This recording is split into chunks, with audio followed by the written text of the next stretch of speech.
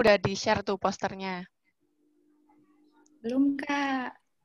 Oke, langsung aja aku kasih tahu ya. Mungkin dari kakak PDDM yang bertugas bisa melakukan share screen dari CV pemateri yang kedua.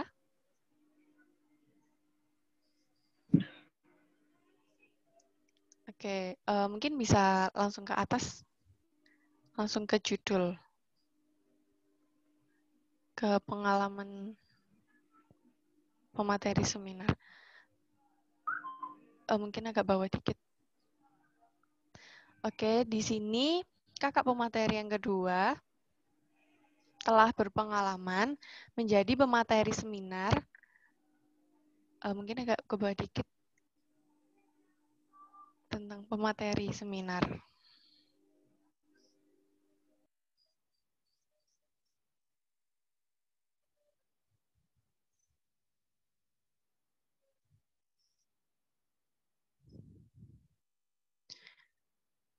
Oke, langsung saja. Di sini beliau sudah memiliki beberapa prestasi yang banyak sekali. Dan di sini ada pada tahun 2018, beliau sudah meraih juara 2 Essay Competition EVES yang diselenggarakan oleh FEB Universitas Diponegoro. Kemudian bisa di atas, scroll ke atas.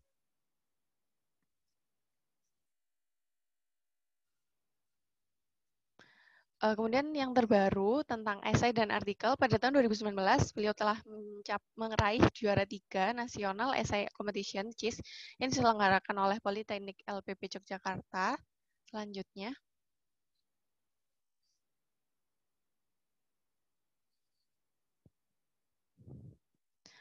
dalam bidang Invention PKM Awarding, di sini pada tahun 2019 beliau meraih gold medal Intellectual Property Invention, Innovation, and Technology Exposition dengan penyelenggara National Research Council of Thailand. Next, ke atas.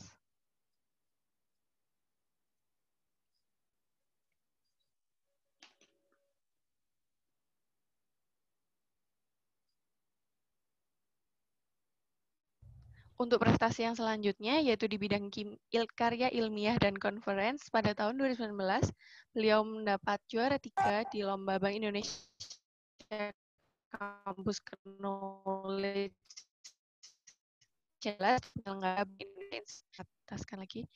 Untuk pengalaman kepanitiaan dan organisasi, di sini beliau sudah ada beberapa kepanitiaan dan organisasi, salah satunya yaitu menjabat sebagai Public Relation di Brawijaya Youth Economic Forum pada tahun 2019, kemudian ada menjadi Kepala Departemen Penelitian dan Penalaran di Lingkar Studi Mahasiswa Ekonomi pada tahun 2017-2019.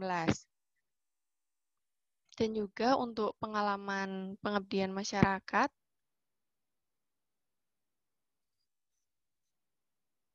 bisa diataskan lagi, Kak.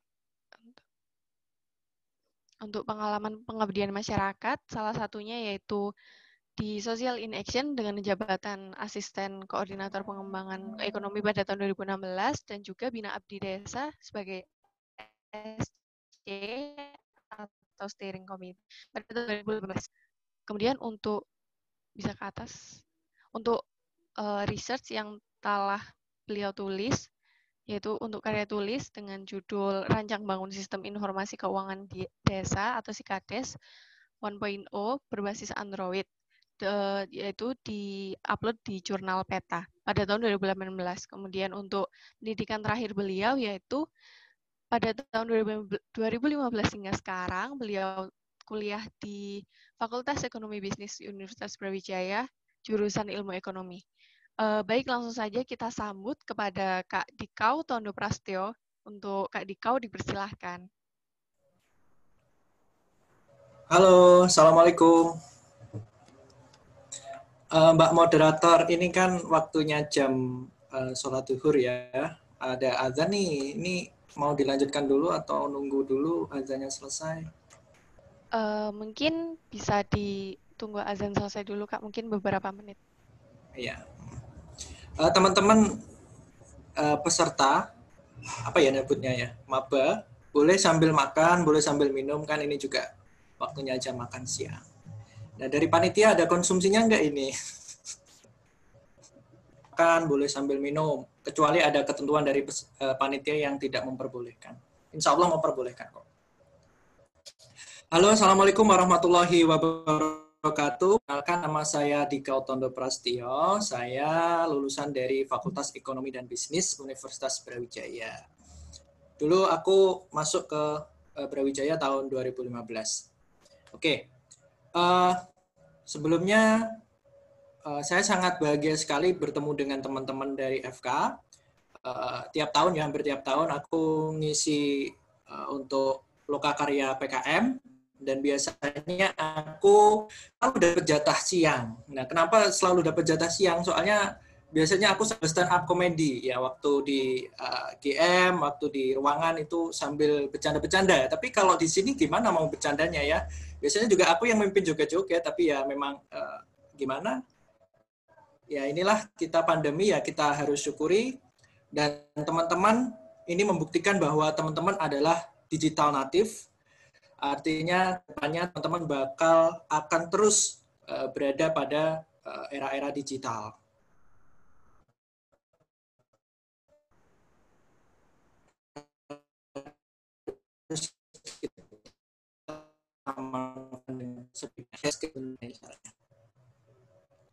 Oke.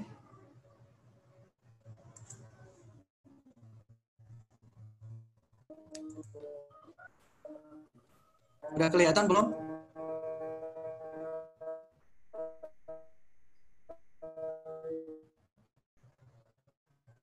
Sudah. Sudah besar ya. Yaitu bidang penelitian sosial humaniora, kemudian kewirausahaan,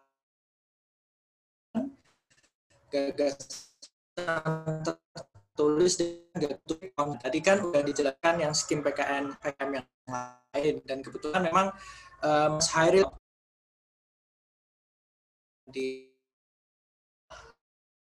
Oke, sebelum itu aku pengen teman-teman jargon nih, tapi kita tutup jargon soalnya ini jargon kebanggaan kita.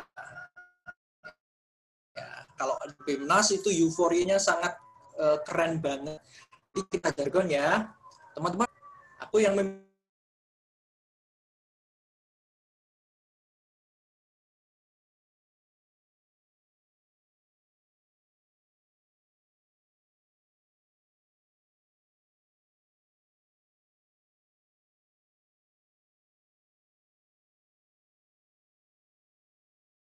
Satu jiwa Brawijaya. Jiwa Brawijaya, satu jiwa Brawijaya.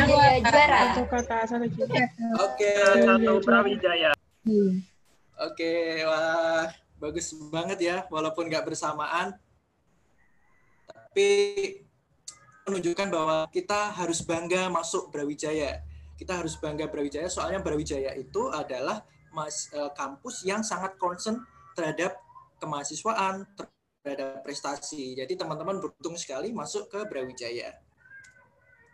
Oke, kenapa kita harus mengikuti PKM, dan dalam hal ini adalah karya tulis ilmiah ya secara umum, karena kita itu di era sekarang ini kita dihadapkan pada Society 5.0, dan Society 5.0 memerlukan top 10 skill yang harus teman-teman pelajari. Nah, top 10 skill ini tidak bisa teman-teman dapatkan hanya dari bangku kuliah. Namun dari pengembangan yang lainnya, ikut organisasi, ikut UKM, ikut kepanitiaan, mengikuti perlombaan, dan mengikuti PKM salah satunya. Nah, makanya teman-teman, kenapa harus ikut PKM? Karena PKM itu melatih critical thinking, people management, kemudian berkomunikasi, cara presentasi yang bagus, cara menulis yang sistematis, kemudian problem solving, dan lain sebagainya. Jadi, teman-teman, PKM ini bukan hanya sebagai penugasan untuk lulus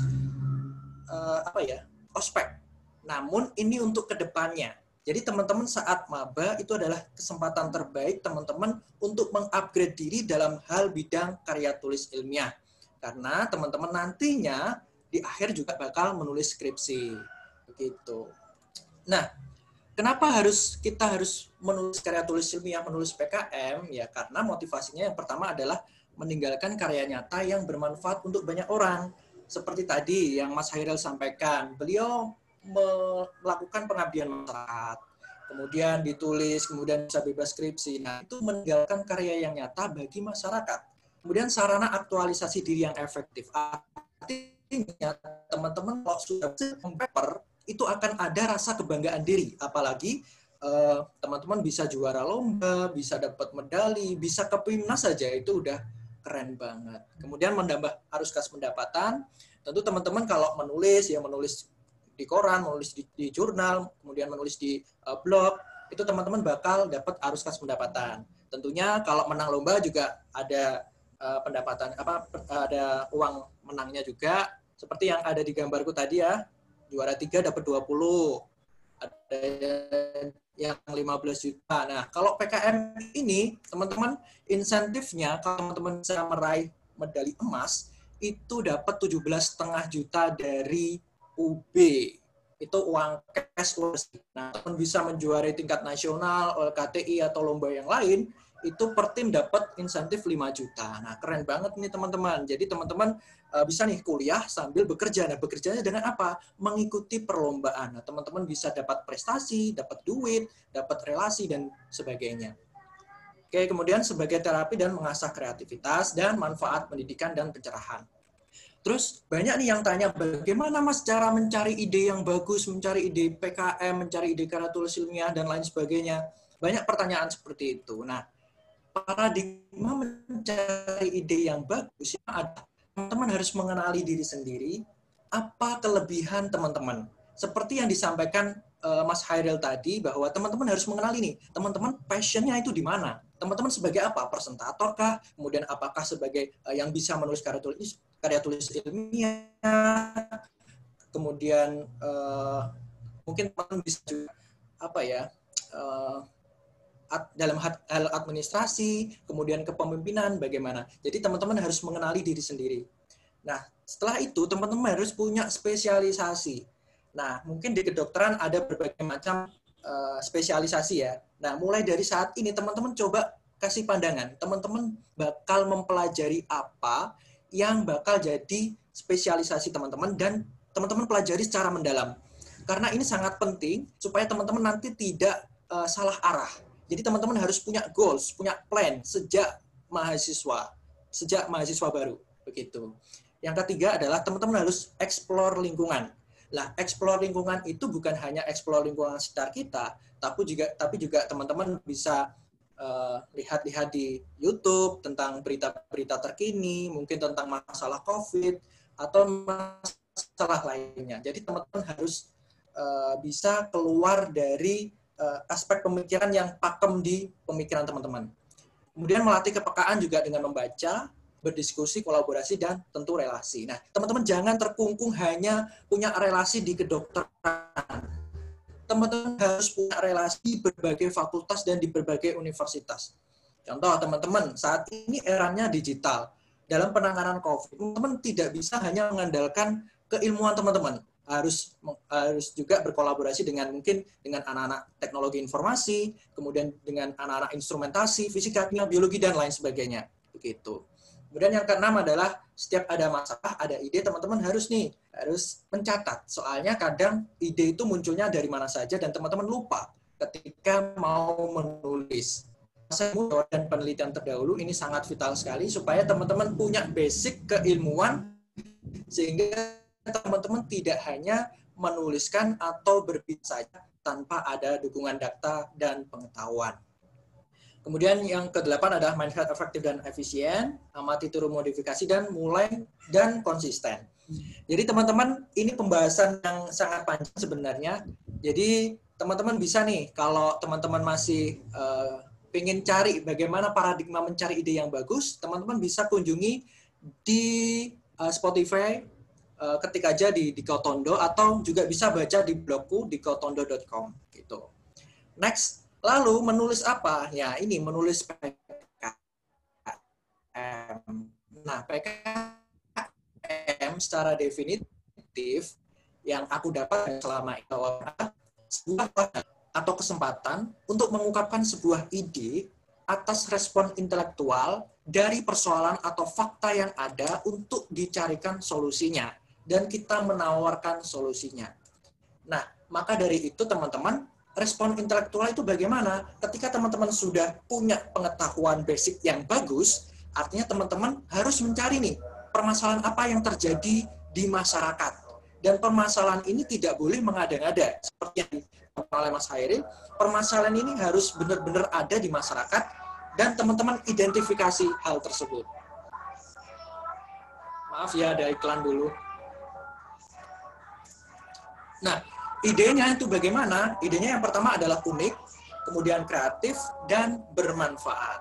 Begitu. Oke, saya sampaikan bahwa PKM itu ada dua bidang PKM. Yang pertama adalah PKM 5 bidang, dan yang kedua adalah PKM karya tulis. Nah, PKM 5 bidang itu terdiri atas PKMP itu terdiri atas eksakta, soshum, kemudian PKMT, PKMM, PKM kewirausahaan, dan karsa cipta. Nah, bagaimana kalau PKM 5 bidang itu prosedurnya? Yaitu prosedurnya yang pertama adalah pengusulan proposal, kemudian lolos pendanaan. Ketika teman-teman lolos pendanaan, nanti bakal ada pelaksanaan. Kalau ada yang lolos PKMP, maka pelaksanaannya ya melakukan penelitian. Kalau PKMK ya teman-teman berbisnis, mulai menjual produknya. Kemudian setelah itu ada pelaporan.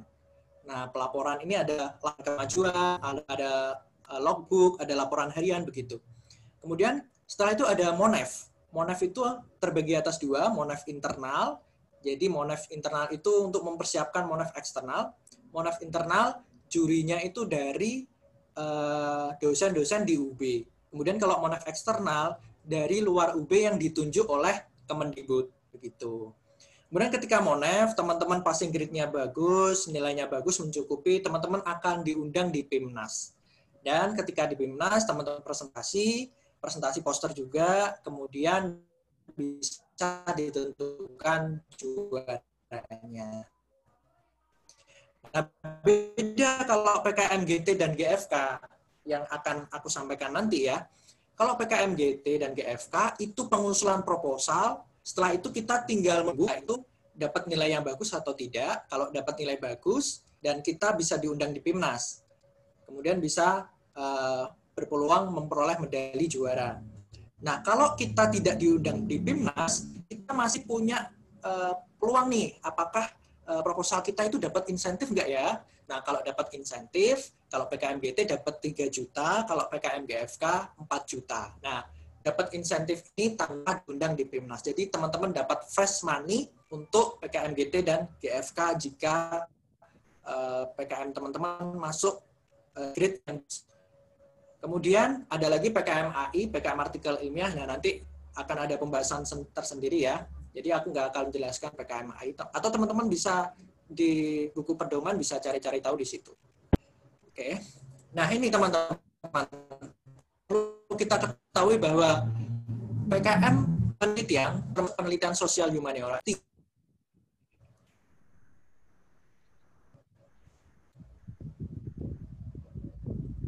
kemudian dananya sekitar 5-12,5 juta.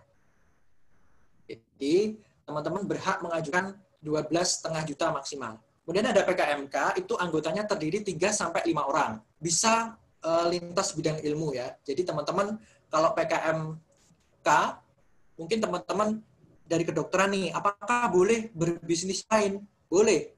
Asalkan teman-teman sebisa mungkin ketuanya yang nyambung dengan judul yang teman-teman ajukan. Contoh, dalam bidang kesehatan, mungkin teman-teman menemukan nih vaksin, udah diuji coba, kemudian udah layak nih untuk dikomersialkan, maka teman-teman ketuanya ya harus dari kedokteran, jangan sampai ketuanya dari ilmu hukum atau ilmu politik, itu jangan. Jadi boleh lintas bidang, tapi ketuanya harus sesuai dengan bidang yang ada di judul. Kemudian ada lagi PKM GT. Kalau PKM GT dan nanti muaranya dapat insentif 3 juta. Dan PKM GFK itu 3 orang. Nanti dapat insentif 4 juta. Gitu. Nah, oke. Lanjut. Oke, seorang mahasiswa nanti di PKM Kemendikbud itu maksimal 2 proposal. Jadi 1 orang jadi ketua atau teman-teman bisa bergabung di kelompok yang lain tapi menjadi anggota, dan seorang pendamping maksimal 10 proposal, maaf. Oke, sekarang kita ke PKM Penelitian Sosial Humaniora. Apa sih PKM Penelitian Sosial Humaniora? Adalah mengungkap hubungan sebab akibat, kemudian bisa juga penelitian deskriptif atas perilaku sosial, ekonomi, pendidikan, kesehatan, dan budaya masyarakat yang terkait dengan kearifan lokal. Jadi teman-teman sebisa mungkin, walaupun teman-teman dalam hal kedokteran ya, PKM penelitian sosialnya, sebisa mungkin teman-teman harus mensinkronisasi antara bidang kesehatan dengan kearifan lokal yang ada. Mungkin teman-teman bisa menggunakan obat-obatan dari dari bahan-bahan herbal atau metode penyembuhan yang dilakukan oleh leluhur-leluhur kita. Begitu, itu sangat keren banget. Kemudian kuncinya ini teman-teman, kuncinya adalah yang pertama adalah based on masalah, kemudian menjawab permasalahan. Dan outputnya adalah laporan kemajuan, kemudian laporan akhir, teman-teman menulis artikel ilmiah yang nantinya bisa di-submit di jurnal Scopus internasional ataupun jurnal nasional. Kemudian teman-teman bisa menghasilkan produk atau program, kemudian video kemajuan diunggah ke YouTube. Yang ini video kemajuan ini mulai tahun 2020 ini ada, jadi diunggah di YouTube dalam bentuk video, kemudian poster dan paten. Itu. Jadi PKM Penelitian Sosial Humaniora itu nanti bisa dilanjutkan teman-teman, bisa dilanjutkan ke PKMK atau ke PKMC atau ke PKMM begitu. Jadi bisa berkesinambungan.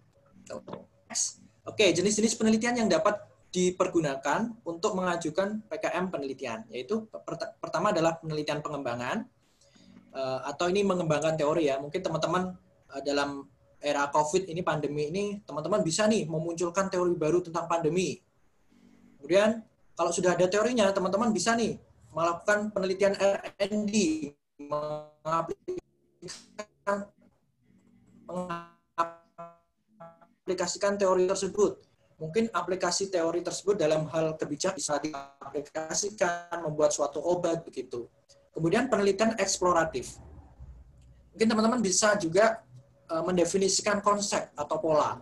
Mungkin pola-pola penyebaran COVID nih di Indonesia, bagaimana polanya? Teman-teman definisikan. Kemudian penelitian verifikatif, teman-teman artinya itu menguji teori yang sudah ada. Apakah teori itu benar atau salah, dan bagaimana revisi dari apa yang teman-teman temukan. Kemudian riset operasi, mungkin teman-teman bisa juga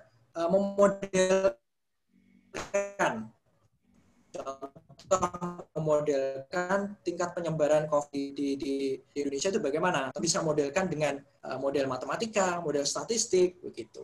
Kemudian riset pemasaran nih, teman-teman yang tertarik dengan dunia bisnis bisa mulai PKMK dengan mengikuti PKM PSH dulu, dengan meriset pemasaran, menetapkan strategi dan evaluasi kegiatan pemasaran. Mungkin teman-teman saat ini lagi jualan masker, teman-teman bisa meneliti nih bagaimana pemasaran yang efektif untuk berjualan masker gitu. Kemudian yang terakhir adalah riset pasar. Riset pasar itu artinya kita mengidentifikasi dan mencari tahu apa sih yang dibutuhkan oleh konsumen. Mungkin teman-teman bisa nih, contohnya, wah ini era pandemi, masyarakat itu butuh apa ya? Oke, butuh vaksin. Seberapa banyak vaksin yang diperlukan oleh masyarakat? Nah, seperti itu. Itu namanya riset pasar. Nah, ini sistematika proposal ya, bab 1 pendahuluan, bab 2 3 pustaka, bab 3 metode penelitian, bab 4 biaya dan jadwal kegiatan, dan daftar pustaka serta lampiran. Nah, mulai dari bab 1 sampai daftar pustaka itu cuma 10 halaman, tidak boleh lebih. Boleh kurang, tapi itu nggak bagus ya. Jadi maksimalkan hanya 10 halaman. Aku dulu waktu maba, itu nulis proposal PKM itu dalam waktu sehari doang. Itu. Makanya teman-teman pasti bisa nih, cuma 10 halaman doang kok gampang itu PKM itu. Yang susah kan mencari ide. Nah, ide dan permasalahan itu susah banget. Makanya teman-teman kalau udah punya masalah, catat masalahnya, solusi yang teman-teman tawarkan. Tuh. Next, Ini nanti dibaca nanti aja. Aku mau ke langsung poster. Jadi ini PKM penelitian sosial humaniora yang diadakan waktu itu di IPB di Bogor. Contoh nih, PKM PSH, kelong royong, dan pemanfaatannya sebagai terapi penyembuhan penyakit cacar di Makassar. Jadi ini mengangkat kearifan lokal. Dari gambarnya mungkin ini kelong royong itu sebuah nyanyian ya mungkin ya, atau yang lain lah, atau obat-obatan herbal juga ini bisa dieksplorasi. Gimana apakah kelong royong itu memang bisa menyembuhkan penyakit cacar dan bagaimana mekanisme penyembuhannya. Kira-kira begitu. Kemudian selanjutnya mengukur happiness and depression, apa ini? Suicide ideation pada remaja di Jawa Tengah. Nah, jadi dia mengukur tingkat kegembiraan dan tingkat depresi pada remaja di Jawa Tengah. Mungkin teman-teman bisa berkolaborasi dengan anak-anak psikologi. Bagaimana nih tingkat happiness atau depression itu mempengaruhi kesehatan anak remaja. Mungkin anak remaja ini lagi galau-galaunya pacaran, lagi galau-galaunya bucin. Nah, bagaimana efek dari bucin ini terhadap tingkat kesehatan mereka. Kemudian untuk hal teman-teman bisa analisis sistem agroforestry sebagai upaya pemberdayaan ekonomi berbasis green economy. Ini bisa teman-teman bisa ajukan juga, walaupun tidak sesuai dengan yang teman-teman, tapi setidaknya teman-teman nanti berkolaborasi dengan anak ekonomi, anak sosial, begitu. Atau teman-teman bisa juga mengangkat kearifan lokal. Mungkin yang dari Bengkulu, ada namanya bahasa Rejang. Ada juga yang namanya mungkin ada aksara-aksara apa, dan teman-teman bisa juga nih mengangkat kearifan lokal tersebut ke PKM penelitian sosial humaniora. Tentunya teman-teman nggak boleh sendirian, boleh hanya rektoran, teman-teman harus bekerja sama, berkolaborasi dengan anak-anak dari sosial budaya, dari antropologi gitu. Lanjut ke PKMK ya. PKMK, ini aku bacakan, bertujuan untuk menumbuhkan pemahaman dan keterampilan mahasiswa dalam menghasilkan komoditas unik, serta merintis kewirausahaan yang berorientasi pada profit. Oke, kata kuncinya adalah unik dan berorientasi pada profit. Namun dalam hal ini lebih mengutamakan keunikan dan kemanfaatan komoditas usaha daripada profit. Nah, PKMK ini apakah harus profit? Nggak harus, tapi harus profitable. Contoh gini teman-teman, nanti teman-teman bakal jualan apa ya? Bakal jualan, nanti aku kasih contoh deh. Mungkin teman-teman bakal jualan suatu produk. Kemudian apakah nanti di laporan akhirnya, waktu presentasi monitoring evaluasi dan waktu PIMNAS, apakah harus profit? Apakah harus sudah untung? Nggak harus. Tapi teman-teman upayakan bisnis itu, yakin bahwa bisnis itu adalah bisnis yang sustain, yang berkelanjutan, dan bisa menghasilkan profit dalam jangka waktu tertentu. Begitu.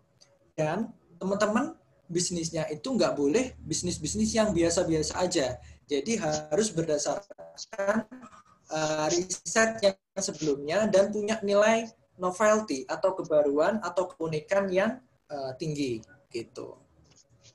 Ini outputnya sama, laporan kemajuan, laporan akhir, produk, sistem bisnis, artikel ilmiah, merek dagang, paten, dan tentunya bisnis yang berkelanjutan. Jadi diharapkan dengan adanya PKMK, teman-teman bukan hanya nanti setelah PIMNAS berhenti bisnisnya, tapi setelah PIMNAS itu lanjutkan. Nanti ada program-program lain dari Kemendikbud, contoh PMW, kemudian KBMI, dan lain sebagainya.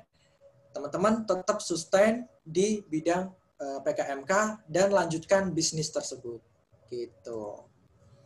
Sistematika proposalnya, bab 1 pendahuluan, bab 2 gambaran rencana usaha, bab 3 metode pelaksanaan, bab 4 biaya dan jadwal kegiatan, daftar pustaka, dan lampiran. Gitu. Jadi ini cuma 10 halaman saja. Nanti laporan kemajuan, laporan akhirnya juga bagian intinya juga 10 halaman doang, tapi lampiran-lampirannya boleh banyak banget, boleh. Tak terbatas. Gitu. Nah, ini nanti teman-teman bisa baca sendiri ya. PPT-nya bakal aku bagikan. Contohnya gini teman-teman. PKMK. Nah, itu ini dari Unpad. Perfect Deodorizer. inovasi pewangi tempel kaki dan sepatu untuk meningkatkan daya diri. Ini aku wawancarai waktu gelar produk di PKM tahun kemarin di Bali. Teman-teman bisa lihat itu di channel YouTube-ku di Kotondo, bisa subscribe. Nggak subscribe juga nggak apa-apa, nggak berpengaruh. Tapi teman-teman diharapkan untuk brainstorming ide, teman-teman silahkan lihat itu di channelku, karena banyak ide-ide PKM atau contoh presentasi yang aku upload di situ. Nah, PD itu apa? Jadi berawal dari permasalahan yang sangat sederhana. Ketika teman-teman bersepatu, kemudian berkeringat, terus menimbulkan bau yang tidak sedap, 5 anak dari ini berpendapat nih, wah, deodoran ketiak. Bagaimana kalau kita ciptain deodoran untuk kaki gitu? Jadi deodorannya itu berupa apa ya?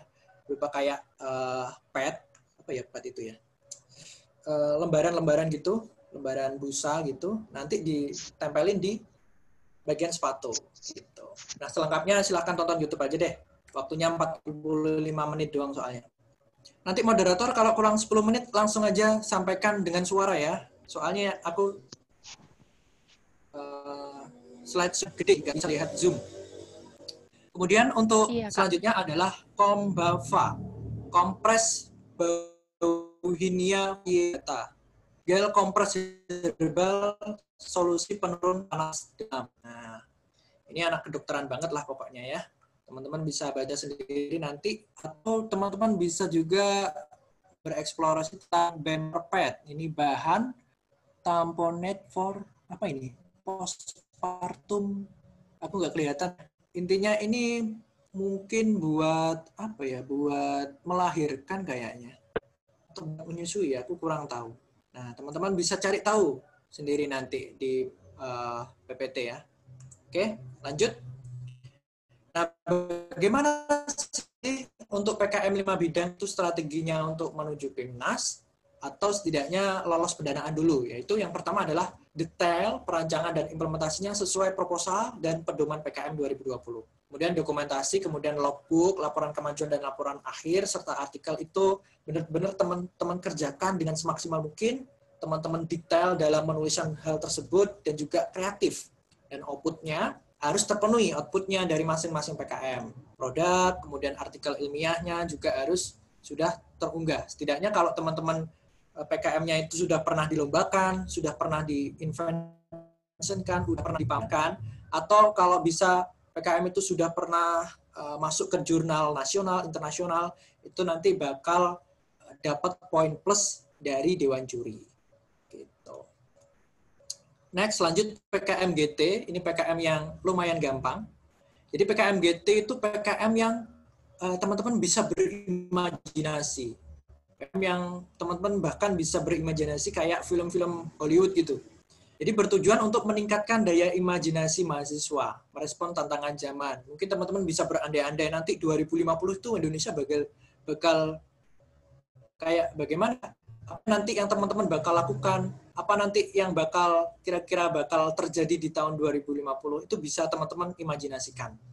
Namun gagasan ini bersifat futuristik, tentu nggak bisa diimplementasikan dalam jangka waktu pendek. Contoh teman-teman pengen nih, waduh ini pengen bikin vaksin. Nah itu bukan PKM GT, soalnya dalam waktu di bawah 5 tahun nanti bakal ketemu vaksinnya. Mungkin teman-teman bisa nih explore gagasan yang visioner. Nanti bagaimana ya caranya supaya kita nanti waktu vaksinasi itu nggak manual. Artinya kita bisa vaksinasi via digital. Ya, mungkin seperti itu.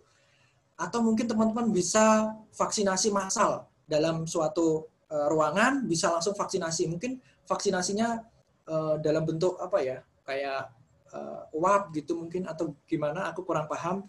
Intinya harus out of the box. Tapi tentunya teman-teman harus punya landasan pengetahuan dan teori yang mendukung gagasan visioner teman-teman. Oke. Jadi sama juga dengan yang lain bahwa usulan dari PKM GT itu cuma 10 halaman. Bab 1 pendahuluan tentu latar belakang, kemudian masalah yang ingin diselesaikan, dan bab 2 ada gagasan, bab ketiga ulang, daftar saka, dan lampiran. Dan di bab 2 gagasan itu isinya apa aja? Yang pertama adalah kondisi kekinian pencetus gagasan. Seperti apa ya?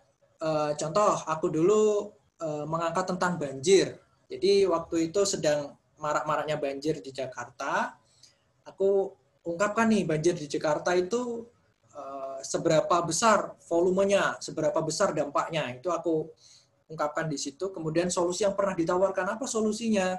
Solusinya dengan pompa, kemudian dengan kanal-kanal, dengan dam, kemudian dengan apalagi ya, dengan mengintegrasikan antara Bogor dan Jakarta itu supaya reboisasinya di wilayah hulu gitu. Kemudian aku mengungkapkan gagasan baru apa yang aku ungkapkan. Nah, karena ini gagasannya futuristik, aku ingin mengubah air itu menjadi sebuah energi dan oksigen. Jadi air itu kan H2O, jadi aku pengen pecah menjadi hidrogen dan oksigen. Nah, hidrogennya nanti bakal ditampung dan oksigennya juga ditampung. Hidrogennya nanti bisa buat buat pembangkit tenaga listrik hidrogen atau bisa buat bahan bakar mobil bertenaga hidrogen.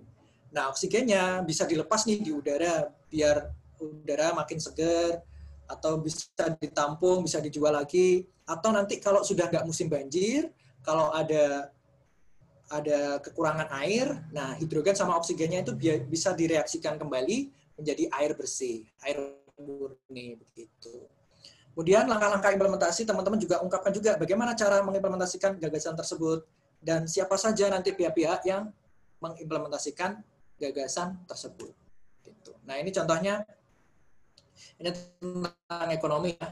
Jadi PKMGT itu bisa lintas bidang ilmu, namun sekali lagi setidaknya ada satu tim, satu anggota dalam tim itu yang punya kapabilitas di bidang yang sedang diusulkan atau di judul yang sedang diusulkan. Gitu. Ini contohnya membuat real estate, eco-industrial estate di Halmahera Utara, kemudian membuat pemukiman yang maju. Oke, kita lanjut aja ke PKM GFK. Nah, PKM GFK itu PKM yang baru 2 tahun ini. Baru tahun kemarin itu diadakan PKM GFK dan responnya itu masih belum banyak ya. Jadi teman-teman masih berpeluang tinggi untuk mengikuti PKM GFK. Dan PKM GFK adalah PKM yang menurutku paling gampang, tapi juga paling membutuhkan effort, membutuhkan kreativitas yang paling tinggi. Nah, PKM GFK itu memotivasi mahasiswa untuk mengelola imajinasi juga, visioner, gagasannya futuristik, kemudian ini dibatasi terhadap permasalahan-permasalahan SDGs, Sustainable Development Goals, dan isu terkait isu nasional. Kemudian dilanjutkan narasi dan outputnya nanti adalah video yang diunggah di YouTube, kemudian poster dan laporan GFK. Nah, Sustainable Development Goals itu ada 17 poin ya, 17 poin, 17 goals.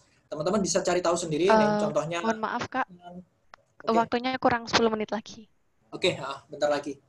Kemudian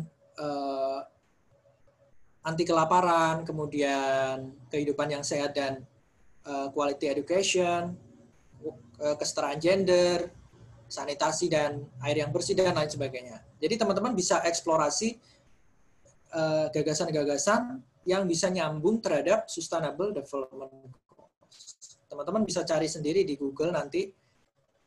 Dan ini termasuk sangat luas sekali ya temanya. Teman-teman pasti kalau punya ide bisa dikaitkan dengan Sustainable Development Goals. Atau isu nasional yang lain, contoh korupsi, penanganan korupsi, kemudian mungkin narkoba. Saat ini juga teman-teman lagi ngehits ganja ya, mungkin ganja itu nanti benar-benar bisa jadi obat atau enggak, atau teman-teman bisa punya gagasan bagaimana sih supaya narkoba itu bisa diberantas di Indonesia. Kemudian tentang bencana alam, terutama mitigasi bencana. Nah, teman-teman mungkin kemarin baru ada kajian yang bakal ada tsunami gede di selatan Jawa. Nah, itu bisa teman-teman angkat jadi PKMGT teman-teman.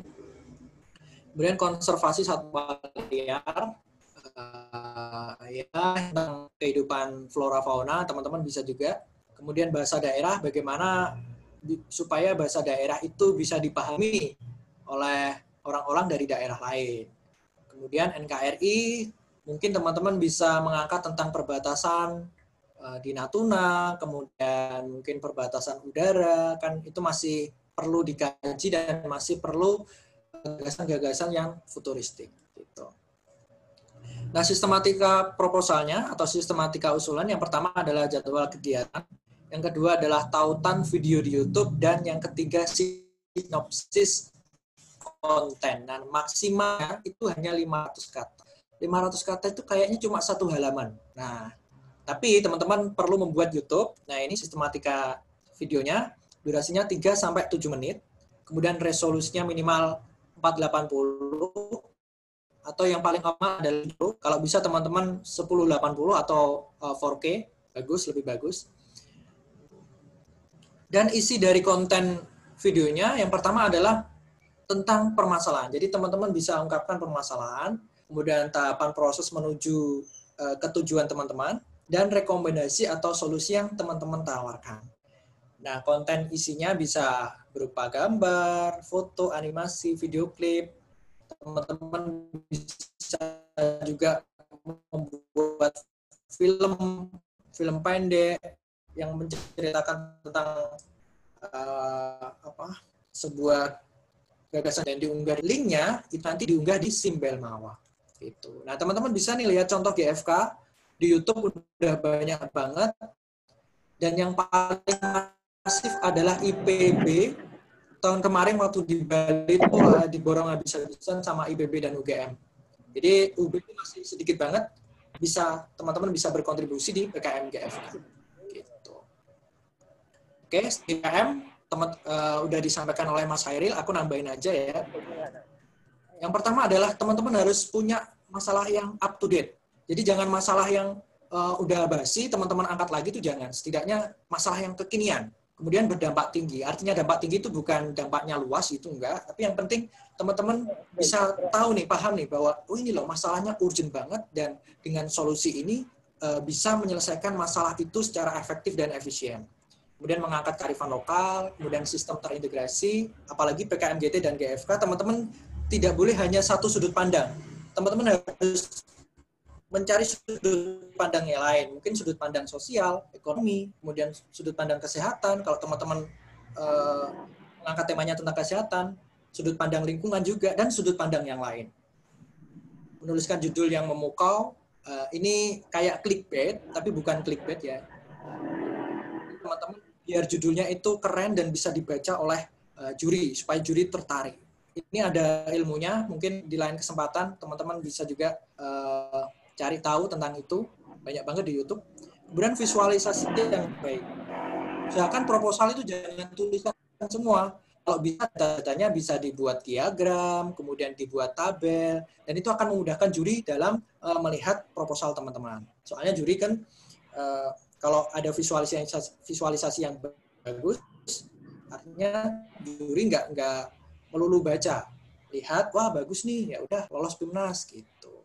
Dan relasi ini penting, seperti apa yang aku sampaikan tadi, bahwa relasi itu menyatukan sudut pandang yang berbeda-beda untuk mencapai ide yang super keren gitu.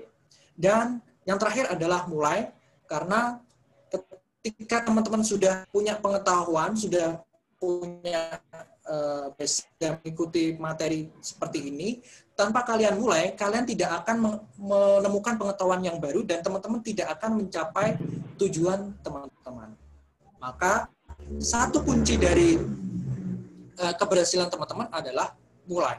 Yang kedua adalah berani untuk gagal. Yang ketiga adalah konsisten dan pantang menyerah. Begitu. Nah, teman-teman bisa kunjungi di channel YouTube-ku di Gotondo, dan kunjungi juga di websiteku di gotondo.com untuk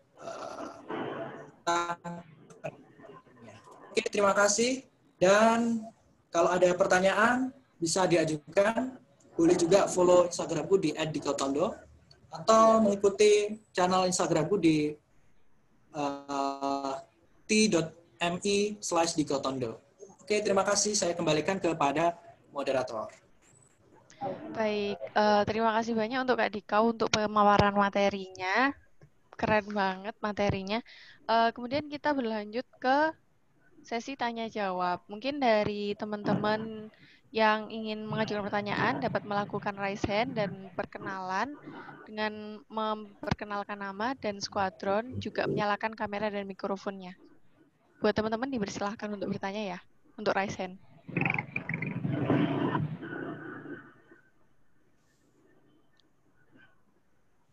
Oh iya, sembari menunggu teman-teman, Kak, izin bertanya. Untuk pertanyaannya ditampung terlebih dahulu atau langsung dijawab? Ditampung dulu aja, nggak apa-apa. Baik. Buat teman-teman, yuk yang mau tanya tentang materi yang barusan disampaikan oleh Kak Dikau, bisa raise hand.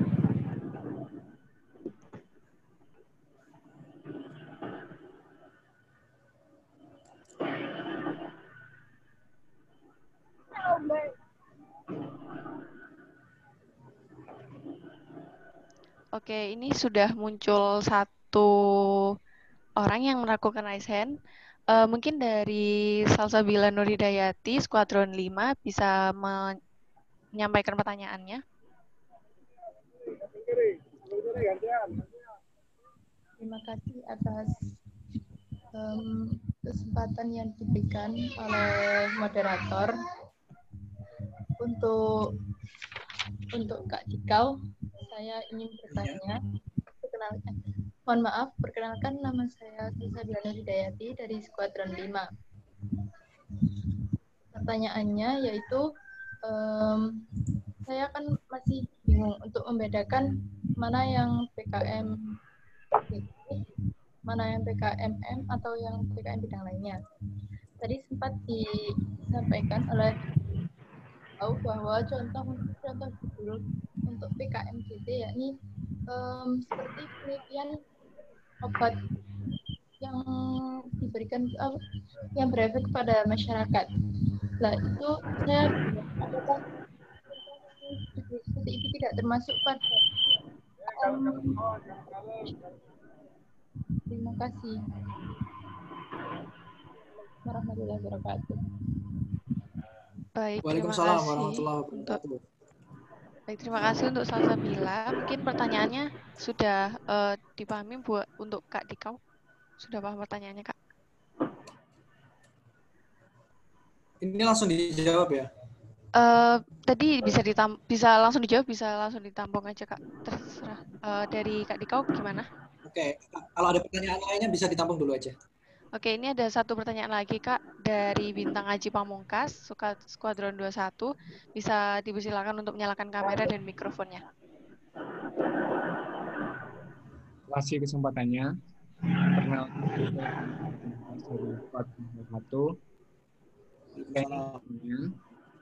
bagaimana mencari atau menemukan masalah di masyarakat dan bisa kita angkat menjadi proposal PKM.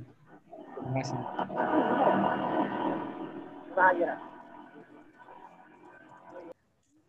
Baik, terima kasih untuk Bintang. Selanjutnya satu pertanyaan lagi untuk 3 pertanyaan yang bisa ditampung. Mungkin dari teman-teman ada yang raise hand lagi. Oke, dari Enmo Muhabat Skuadron 15 bisa dipersilakan untuk menyampaikan pertanyaannya. Baik, terima kasih. Sebelumnya perkenalkan saya Muhabat dari Skuadron 15. Di sini saya ingin menanyakan Kak, misalkan kita sudah punya suatu ide, namun kita masih sebagai mahasiswa baru, itu keterbatasan pengetahuan kita yang masih kecil. Itu gimana ya cara kita mengembangkan ide itu agar bisa diimplementasikan? Soalnya kan biasa kalau kita suka mentok, ini mau ngapain lagi. Jadi mungkin minta tips dan triknya, Kak. Terima kasih. Oke, terima kasih. Baik, terima kasih untuk pertanyaannya dari teman-teman. Dari Kak Dikau bisa langsung menjawab 3 pertanyaan tersebut, Kak. Oke, aku jawab ya. Aku jawab mungkin secara singkat saja. Untuk perbedaan PKMM, PKMK, atau PKM yang lain tuh biasanya teman-teman salah menempatkan suatu ide PKM salah menempatkan di skim PKM mana, atau di salah kamar di PKM mana. Ini sempat aku bahas juga di channel YouTube-ku. Aku juga sempat tanya-tanya dengan Mas Hairil ya, ada juga di YouTube-ku. Jadi gini, teman-teman ingat-ingat ya, kalau PKM penelitian itu sudah jelas, berarti hasilnya nanti apa? Hasilnya nanti sebuah teori, sebuah penemuan deskriptif, kemudian juga bisa menghasilkan produk. Oke, nggak ada masalah dengan PKMP. Biasanya PKMP itu memang nggak ada masalah. Yang paling bermasalah itu adalah PKMM, kemudian PKMKC, dan PKMK. Gini, PKMM, teman-teman ingat-ingat ya, bahwa PKMM itu teman-teman bukan meneliti atau bukan menjual sesuatu dari masyarakat, enggak. Jadi PKMM itu adalah teman-teman punya nih kayak sebuah sistem. Mungkin teman-teman punya sistem apa ya? Punya gagasan, aku mau nih mencegah stunting. Nah, mencegah stuntingnya itu teman-teman udah punya gagasannya, udah punya sistemnya. Jadi teman-teman aplikasikan di masyarakat. Nah, sedangkan PKMM itu mitranya non-profit. Artinya mitranya itu mereka tidak boleh profit oriented. Nah, tidak boleh profit oriented itu contohnya kayak apa? Ibu-ibu PKK, kemudian Karang Taruna, mungkin pondok pesantren, panti asuhan, komunitas anak jalanan, kemudian mungkin teman-teman bisa juga ke mana ya? Pondok pesantren tadi udah ya. Anak-anak difabel gitu. Itu boleh. Nah, kalau sedangkan PKMT itu mitranya profit. Teman-teman udah punya nih alatnya ini udah bisa dioperasikan, udah bisa dipergunakan oleh mitra. Tidaknya alat ini udah menunjukkan dampak, menunjukkan hasil. Alat ini udah bisa dioperasikan, kemudian alat ini diaplikasikan di mitra. Nah, yang dinilai dari PKMT itu apa? Efektivitas dan efisiensi alat serta dampak dari mitra tersebut setelah menggunakan alat atau teknologi atau sistem yang teman-teman aplikasikan di mitra tersebut. Jadi nanti di PKMT itu ada apa ya, post-test sama pre-test sama post-test lah, biar teman-teman gampang mencerna. Jadi sebelum menggunakan alat ini tuh bagaimana kondisi mitra, dan setelah menggunakan alat ini tuh dampaknya seperti apa. Begitu kalau PKMT. Nah, kalau PKM Karsa Cipta, itu teman-teman tidak harus mewujudkan dalam sebuah alat. Namun outputnya apa? PKMKC itu sebuah prototipe. Jika teman-teman punya gagasan membuat sebuah mesin, maka hanya prototipe. Prototipe itu apa? Miniatur yang menunjukkan bagaimana nanti cara kerjanya, miniatur bagaimana nanti bentuknya dari alat tersebut. Atau teman-teman kalau digital itu bisa berupa mock-up-nya, atau teman-teman kalau punya gagasan desain fashion, teman-teman bisa mengajukan blueprint-nya, begitulah. Nah, kalau PKMK, teman-teman nggak boleh berinovasi nih. Di PKMK itu teman-teman nggak boleh penelitian dulu. Jadi penelitiannya sudah ada, teman-teman udah punya riset pasar, punya produk yang sudah jadi, produknya sudah bisa dikomersialkan, baru teman-teman menulis PKMK dan merancang bagaimana strategi produksi dari produk tersebut, bagaimana pemasarannya, bagaimana sistem operasionalnya, begitu. Jadi itu ya bedanya ya. Biar nggak salah kamar. Jadi teman-teman harus nih pahami benar-benar pedoman PKM itu yang banyak itu ya harus dipahami setidaknya. Kalau teman-teman pengen PKM penelitian, maka setidaknya print dan baca bagian PKM penelitian. Kalau pengen PKMK, ya teman-teman harus concern banget untuk malah. Kemudian pertanyaan kedua, bagaimana menemukan masalah agar bisa jadi proposal PKM? Nah, ini teman-teman, kalau teman-teman pengen memunculkan sebuah ide, pengen menemukan masalah, teman-teman harus menguasai atau punya concern terhadap bidang-bidang tertentu supaya teman-teman bisa menangkap, oh ini loh masalah, begitu. Nah, contoh teman-teman, kalau aku kan bidang ekonomi, maka spesialisasiku bukan di bidang COVID mungkin. Maka aku nggak bakal menyentuh tentang bagaimana COVID itu bekerja, bagaimana COVID itu nanti bisa disembuhkannya, bagaimana enggak.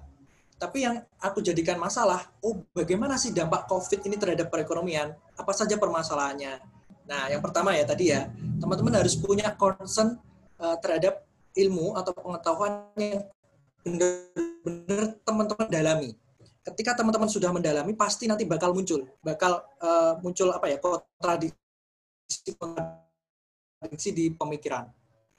Setelah itu teman-teman perlu nih, ini menyangkut ke tim ya. Kalau teman-teman nanti di PKM pengen membentuk tim, itu jangan sampai teman-teman, ya boleh sih, tapi setidaknya kalau aku ya, lebih baik teman-teman jangan membawa ide teman-teman dulu. Jadi teman-teman, aku pengen nih bikin solusi tentang COVID tuh. Cari teman-teman yang punya passion, punya konsentrasi yang sama, punya ketertarikan yang sama, punya minat yang sama kepada teman-teman. Setelah terbentuk tim, maka teman-teman bukan langsung mencari ide. Biasanya kan gini, kita cari apa ya yang enak untuk dibuat PKM, kan biasanya pertanyaan gitu. Kamu punya ide apa? Kamu punya ide apa? Gitu. Jangan seperti itu. Tapi setelah tim terbentuk, coba teman-teman pikirkan, kita punya masalah apa ya? Masyarakat itu punya masalah apa ya? Coba deh kita telaah, kita kaji bareng-bareng. Yuk kita jalan-jalan yuk. Mungkin jalan-jalan ke pasar. Oh, masalah di pasar itu sampah organik. Oke, lanjut. Kita validasi nih. Apa benar sih masalah di pasar itu masalah sampah organik? Kita tanya-tanya. Jadi permasalahan itu perlu kita validasi dulu. Soalnya kadang-kadang kita ngejudge bahwa itu masalah, tapi bagi masyarakat ternyata itu bukan permasalahan. Nah, jadi kita validasi dulu seberapa besar dampak dari permasalahan ini, seberapa urgent masalah ini, baru kita brainstorming. Kita diskusinya antar tim, kemudian juga bisa berdiskusi dengan dosen pembimbing, atau dengan dosen-dosen yang lain. Begitu. Jadi teman-teman, masalah itu banyak banget, tapi kadang kita tidak peka bahwa itu adalah masalah. Gitu. Oke, lanjut. Pertanyaan berikutnya adalah bagaimana karena kita masih maba, terus keterbatasannya bagaimana? Nah, ini teman-teman. Kita itu potensi diri, kita punya banyak peluang, tapi kadang kita itu takut untuk menangkap peluang itu. Kadang kita takut, apakah aku ini mampu ya? Apakah aku ini mampu? Nah, mindset seperti itu hilangkan. Itu aku buktikan dulu ya, PKM GT itu masih maba, masih pakai baju putih kayak teman-teman. Aku bermodalkan selebaran PKM, nih ada PKM nih. Waktu itu aku temukan di jalan gitu, di tempat sampah gitu, aku temukan, wah ini ada PKM, ini kesempatan. Jadi aku langsung nih bikin lembar pengesahan sama lembar originalitas, tanpa memikirkan apa-apa ya udah pokoknya aku bikin itu, langsung aku mintakan tanda tangan ke dosen pembimbing sama wakil dekan 3 gitu. Jadi aku diskusi sama beliau ya. Beliau, wah ini bagus ini, coba kamu lanjutkan gitu. Oke, tak lanjutkan dan dalam waktu sehari itu alhamdulillah bisa selesai dan bisa upload. Waktu itu PKM GT ya. Nah, beda dengan PKM penelitian. Tentu PKM 5 bidang lainnya maksudku. Teman-teman harus punya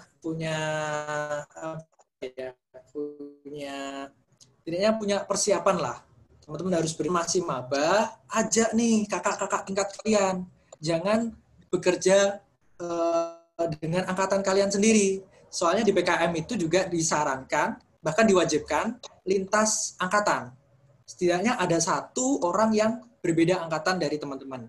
Contoh PKM penelitian kan 3 orang. Mungkin yang 2 orang ini dari angkatan teman-teman, angkatan berapa ya? 2020. Yang satunya lagi angkatan 2019 atau angkatan 2018. Jadi bagi kakak-kakak tingkat juga setidaknya maulah untuk mengajari atau menurunkan ilmunya ke adik-adiknya dengan ikut bergabung di proyek dari adik-adik. Yang pertama tentunya teman-teman kalau maba cari mentor atau cari tim kakak tingkat yang sudah paham. Kedua, aktif mencari dosen yang teman-teman nyaman berdiskusi dengan beliau gitu. Dan dekati bagian administrasi, ya mungkin bagian apa ya, bagian kemahasiswaan, bagian sarana prasarana. Nah, ketika nanti teman-teman perlu lab, kalau dekat udah bagian administrasi ya, tata usaha gitu, teman-teman bakal gampang untuk melobi gitu. Jadi tidak ada kata keterbatasan, teman-teman pasti mampu, pasti bisa. Itu sudah aku buktikan dulu. Ya walaupun PKMGT dulu belum dapat medali ya, tapi ya nggak masalah. Setidaknya aku udah masuk PIMNAS, aku bertemu dengan banyak orang, dan aku punya pengetahuan banyak banget, dan aku ikut PIMNAS. Gitu. Oke, semoga menjawab. Baik, terima kasih untuk Kak Diko jawaban dari pertanyaannya. Mungkin dari teman-teman tadi atas nama Salsabila, Bintang, dan Mohabat sudah terjawab pertanyaannya.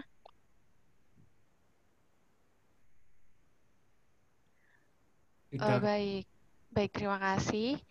Karena keterbatasan waktu, mungkin bagi teman-teman yang masih memiliki pertanyaan, bisa banget untuk DM di IG-nya Kak Dikau tadi yang sudah di-share di PPT tadi. Oke, kita lanjut. Sebelum kita mengakhiri sesi materi kali ini, izinkan saya untuk menyimpulkan dari PKM 4 bidang yang telah dipaparkan. Bentar, jangan kesimpulan dulu. Aku boleh nggak? Aku ini ada buku nih 2. Aku mau bagi-bagi buku.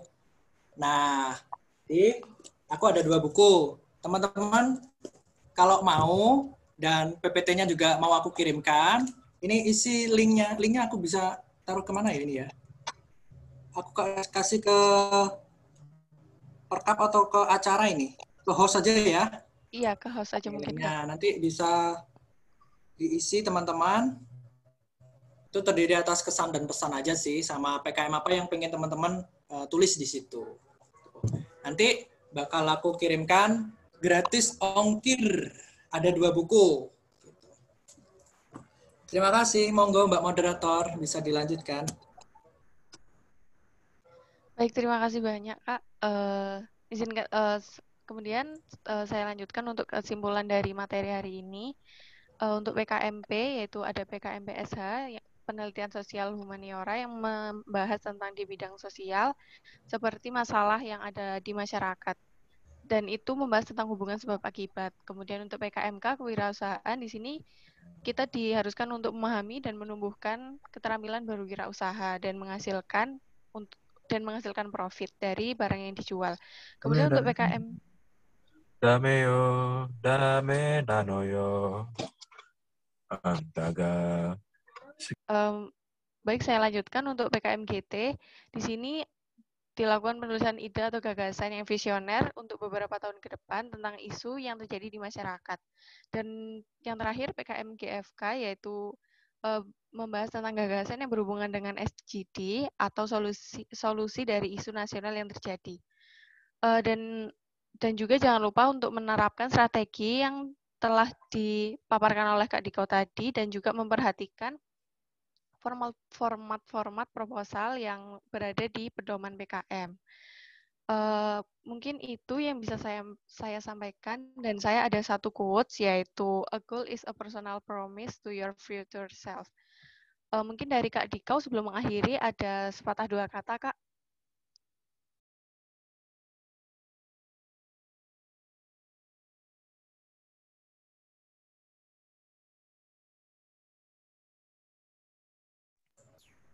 Oh, maaf.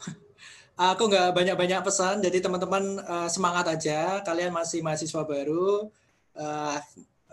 masih tahap awal ya. Nanti banyak lika-liku di FK. Jadi setidaknya teman-teman harus persiapkan energi yang besar untuk di FK. Dan jangan mengeluh teman-teman harus pasti bisa melewati semua ini dan teman-teman harus berprestasi. Terima kasih. Oke, terima kasih untuk Kak Dikau telah memaparkan materi hari ini. Mungkin dari Kak Dikau bisa meninggalkan room jika ada agenda lain yang harus dilakukan. Terima kasih, Kak. Bye.